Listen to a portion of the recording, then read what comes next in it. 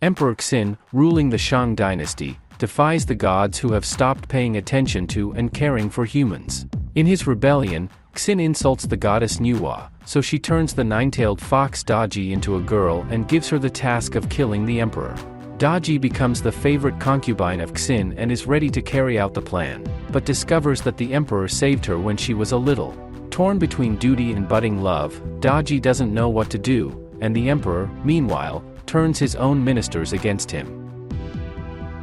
It's not unusual that the release of a high-profile, potentially box-office smash is accompanied by the emergence of satellite projects, smaller films that are in one way or another connected to this blockbuster and hope to grab at least a sliver of audience attention. So, in July 2023 in Chinese cinemas finally emerged the Longshot Fengshen, based on the epic of the same name from the 16th century, and a few days before it on online streaming platforms appeared the smaller movie The Fall of King Zhou, telling about the same events, but from a slightly different point of view.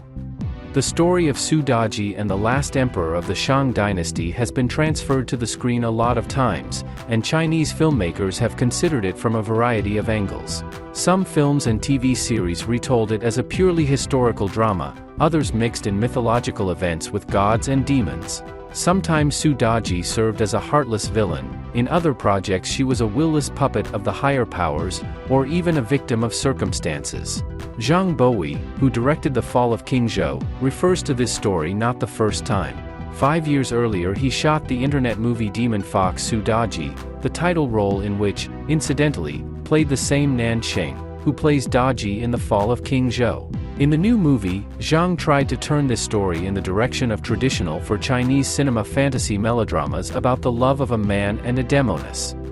Su Daji here is a nine-tailed vixen turned demoness who is torn between her duty and her love for the one she must destroy, and this duality in the film is characteristic of many its characters. Emperor Xin, on the one hand, expresses the absolutely justified anger of mortal men towards the gods who have forgotten their duty towards humans, but on the other hand, his pride and uncompromising attitude lead him and the entire Shang dynasty straight into the abyss. The ministers and mentors are also caught between a hammer and anvil when the emperor forces them to choose whom they will worship and obey, the gods who have abandoned them or him as their lord on earth.